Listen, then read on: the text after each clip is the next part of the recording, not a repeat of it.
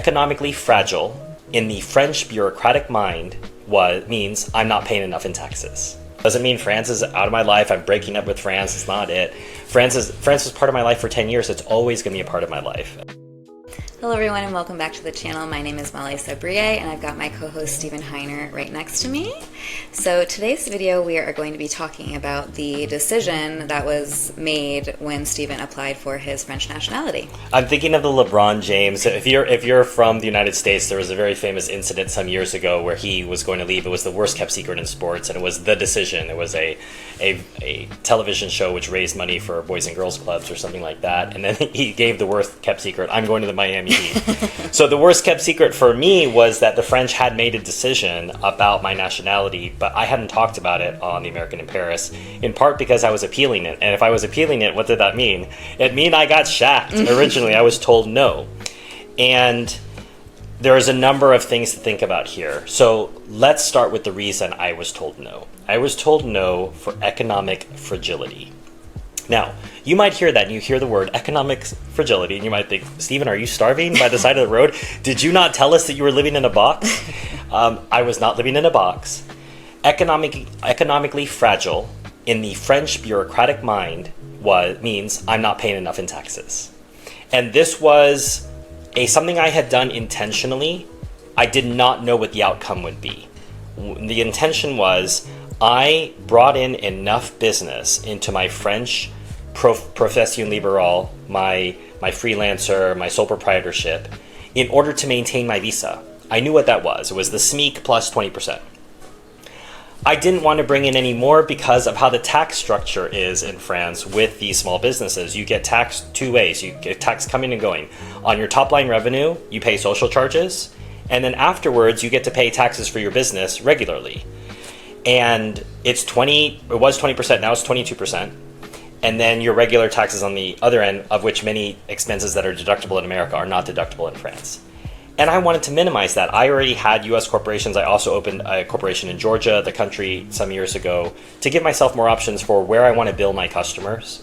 And the French implication could be argued, well, you need to bill everything through your French entity. But I don't see how France either has a legal or a moral right to demand that of me. I have the right to bill my customers from whatever entities I own. They don't suddenly own me across the whole world. I'm not even one of their citizens yet. So I made a conscious decision not to patriate all of the money. I patriated some of it to the United States, to other localities, and I paid taxes in all those places. So I wasn't avoiding any taxes. And when economically fragile was given as an explanation, the advice said was come back to us in 2 years. What they were basically saying is we want to see a lot more taxes get paid in the next 2 years and we'll probably reconsider your application positively. They didn't give any other reasons, which meant the rest of my application was solid. What that meant, though, if I were to go back and say I wanted to have presented a successful application from the start, it would have meant 50,000 more euros to be safe. And the way I know this is because I've advised clients on the path that I went, and they have successfully obtained nationality. But they were bringing in 2 or 3 times the SMIC. In one case, 3. I do know someone who brought in 2 times the SMIC who was also rejected. So much, much more, double what I was bringing in, and they were rejected as economically fragile as well. So it implies you need to make at least 3 times more. And the reason the French are vague on this is they want to give themselves an out to tell you no for other reasons. So because you can then point and say, well, I did this, this, and this, I should get citizenship. The French don't want to do that. They want to leave the process purposely vague and give themselves full agency. And it's their country, it's their choice. I fully support that. So if I know that someone who had 3 times the SMIC got it, and I know that someone who had 2 times the SMIC didn't get it, it meant that I would have to come up with a lot more taxes paid. And while some might say, well, Stephen, 50,000 euros, that's not a lot of money to pay for a citizenship. What's a citizenship worth to you? That might be the case for people with a lot of money. But this is a zero-sum situation. To take that 50,000 euros out of my life and put it towards paying taxes so that the French might consider me positively for an application would mean X number of trips where I didn't go to see my mother, didn't go to see my sisters, X number of times where I didn't take my nieces and nephews skiing, teaching them how to ski, buying them ski lessons, X number of visits to parts of Europe, whether that was a $50 flight to Berlin on the weekend or a $100 train to London on the weekend. All of that money would be siphoned out of my life, go to pay the French state for whatever they want to spend it on. I am very much, as a single person who doesn't go to the doctor very often, I'm very much a net contributor to the French financial system or the French social system. And I accept that. That's part of how taxes work. But I didn't want to pay much more than that. I was willing to pay more than that by a significant factor. Because it wasn't a guarantee either. It wasn't a guarantee, and it wouldn't be a guarantee. And that's the thing is, if I were to then say, all right, I'm going to dig in 2 more years and I'm going to go for it. Well, there's no guarantee that after those 2 years, after having paid many more, and it wouldn't, so I allude, the 50,000 number was, what if I had this ready to go, so that this application, the reconsidered application would still be in the tens of thousands of euros. I don't have that money sitting around. And when I say don't have that money, I'm not willing to divert it from the rest of my life and how I live my life in order to please the French. I felt like I did a good enough job explaining why I thought I was a good addition to the French state. And in my appeal process, I simply explained, this is the money that I brought in. I live very comfortably in France. If I had known that I needed to bring in more money, I certainly would have done so. I'm going to stop you there because that's another thing. You didn't know any of this. Like, looking back, if you had known, would you have? I wouldn't have. Okay. And I'm very much at peace with that now because it's been months because the what ifs go through your mind. Right. I couldn't have it, and maybe the irony is that means I'm an American. Americans have an instinctive hatred of taxes. The French do too. They may not admit it. They may say, well, taxes are good for our society, Stephen, but they also don't like paying taxes. I don't know anybody who likes paying taxes except the Nordic countries. And I expressed who I really was as an American, say, thus far and no further. I'm willing to pay this much in taxes and not more. And if that means not getting this nationality, I'm at peace with that. Yeah. I'm not willing to pay. And part of that is I have a very powerful passport already. The dark blue American passport is a very privileged passport. So for me, having a French passport would instantly forever cure bureaucratic needs in France and would give me the options if I wanted to live in other European Union countries for as long as the European Union exists. Who knows how much longer that's going to happen. But I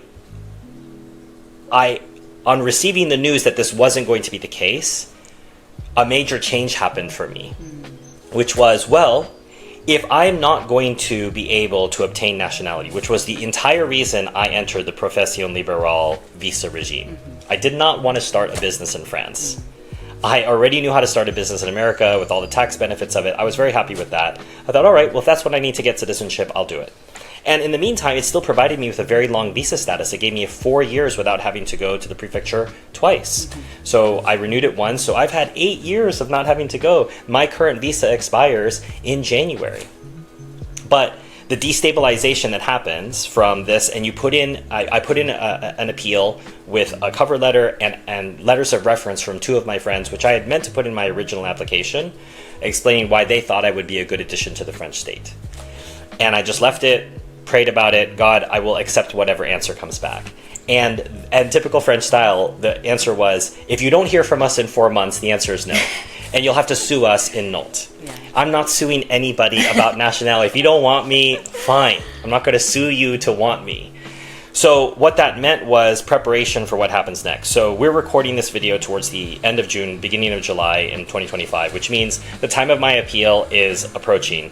I think it's a 1% chance that I could get yes, but I think in all likelihood it's going to be a no. This is a major destabilization of my life in France, the way that COVID was. And I'll talk about that perhaps in another series. But this means that my life in France is ending as it's been. Doesn't mean France is out of my life. I'm breaking up with France. It's not it. France was part of my life for 10 years. It's always going to be a part of my life. In fact, I think I was sharing some stories on Instagram the other day, and a Brazilian friend had messaged me and said, boy, you just can't get rid of France, can you? I said, listen, they've got all these great videos. So the reality is, though, I am not going to keep up the pretense of having a French business, which I only had to obtain nationality when nationality was denied, which means that journey's over, which means this visa has no more value for me. Right. I'm not going to keep up the pretense of having a French business. And if I'm not going to keep up the pretense, I don't have a path to stay in France. I'm not dating anybody. I'm not marrying anybody. I have no desire to go to school. I am too old to be an au pair. So even the au pair. Right, even if I could be an au pair, that's not a path I'm going to take. But this coincides also with other things that have been happening in my life, which I'm happy to talk about in another video, potentially if Molly and I have time to talk about it. But it means my life in France is coming to an end. This chapter is coming to an end, and I am totally at peace with that. I am still going to be coming on this channel to talk about life in France because I've accrued a lot of expertise and a lot of experience, and I want to share that. And I don't have to be in France to share that experience with you. What it has opened up the door to is something I think that I had wanted prior, which is what originally triggered the citizenship application, was a desire to travel more and to have more options. And I couldn't do that if I needed to be resident in France for most of the year, which, again, that isn't strictly enforced, but to build a narrative and to have the income coming in and have more options, France opened up the door to me to having a more nomadic life. Strangely enough, after being stable in France all these years, it was pointing to a direction of more freedom and more time for me to be with people I love in different parts of the world. I have a wonderful group of people that lives in Australia. The whole mother side of my family lives in Singapore. My sisters, all my nieces and nephews, my mother, they live in the United States. I have this life in Europe. And what I envision for myself potentially in the future, and this is some years from now, is being able to move between those places. Maybe even when the weather is good in some places. And when the weather is not so good, leave. And having that opportunity to be with those people gives me more options than only being in France. And one of the prices I had to pay all these years was not having my sisters come visit, in part because they couldn't afford it and I didn't have the money to just pay for all their expenses and bring them over. One of my sisters was able to visit, but she incorporated it into our honeymoon.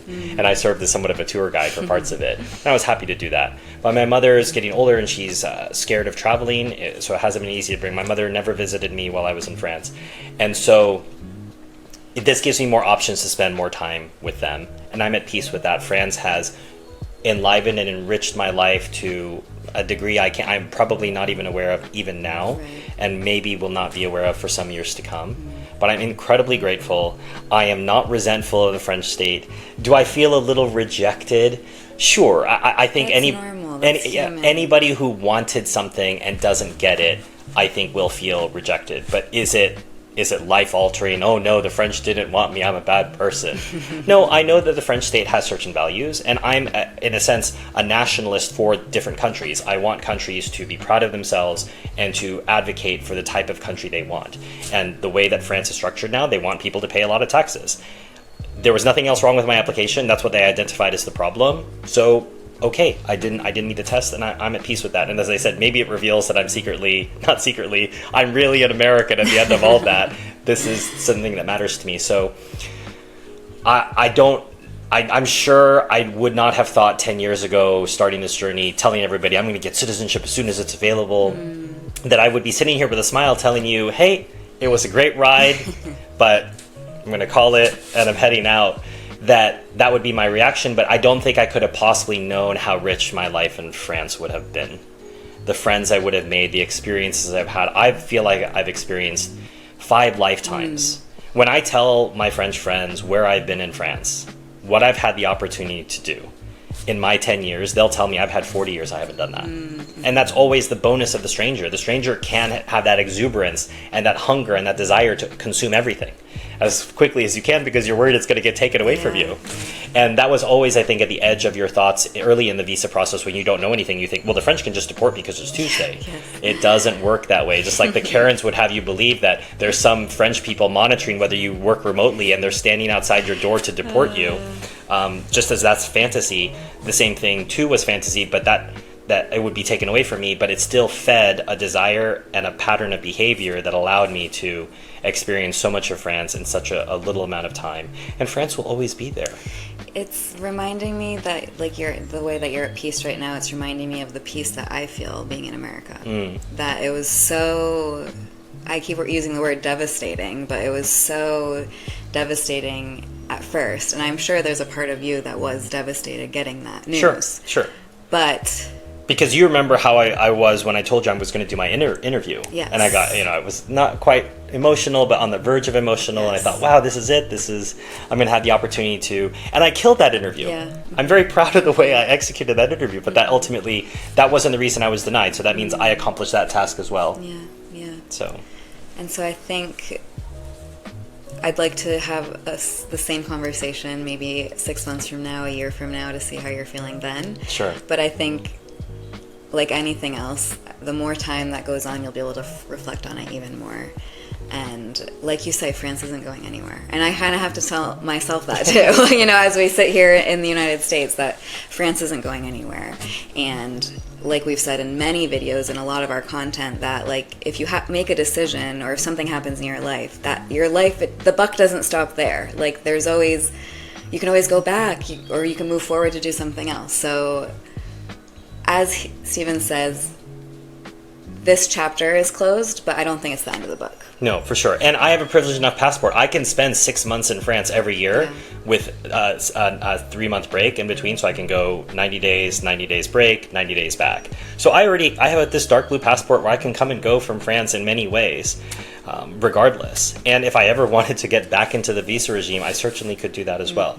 I don't have any current desire at the moment.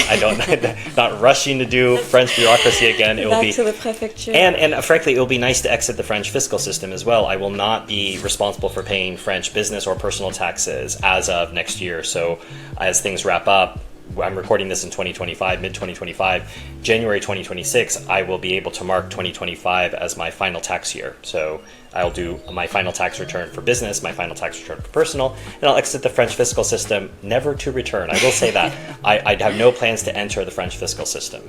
If I come back to France in a different way, it will be through a different regime, potentially through a different country or a different mechanism. But the French tax system has issues that would fill up 17 other episodes, which we don't need to do today. And because this is the American in Paris, we're always focused on facts. I do want to give just some statistics. My dossier was accepted electronically in April of 2024. The decision was rendered in February 2025 after a November interview. So, and this was in Paris, so everything moves, frankly, I think at lightning speed, which means I got a decision rendered 10 months after I applied. Which, if you talk to people who got nationality years ago, that is science fiction to them, because everything's electronic now. Now, if it had gone the other way, if they had decided to move my application forward, it would have probably been another 60 days, because what has to happen then is a final background check to get you your French birth certificate. They do final checks on everything. It goes to this part of the French bureaucracy that gets you a French birth certificate. That then all comes back. Everybody checks it, for the 15th time, and then you get an announcement. Yes, you received it, and then there's a ceremony which is optional for you to attend. We are still going to cover this on the website. I'm going to have other people pick up my story. So it isn't, if we have a series of how to get nationality, just because I failed doesn't mean I want to fail people who need the information. So we're going to bring in people who have successfully got it to carry on my story to the conclusion. But my story ends there. I got a no. My appeal was denied. I'm at peace. I'm happy. And for those of you who are on the Profession Liberale path, you're going to need to make sure you're bringing at least 3 times the SMIC to be certain. 2.5 might be fine, but if it's 2.5, might as well be 3. Right.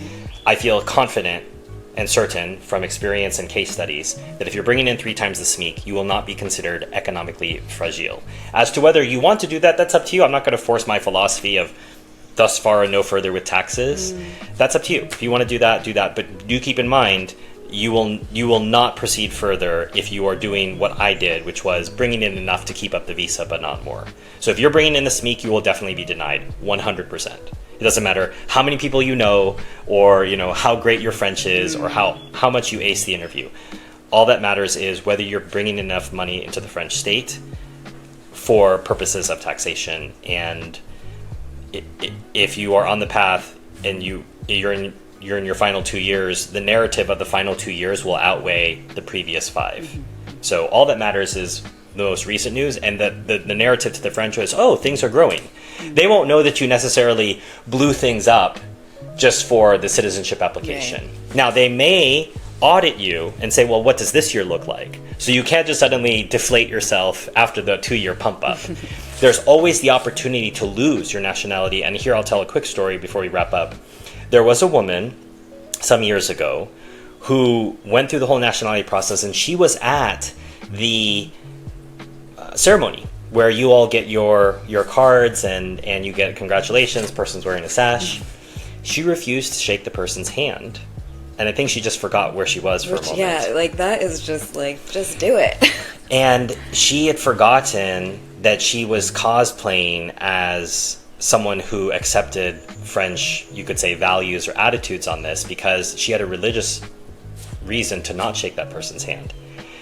They had denaturalization proceedings set against her, and she lost her nationality. That is wild.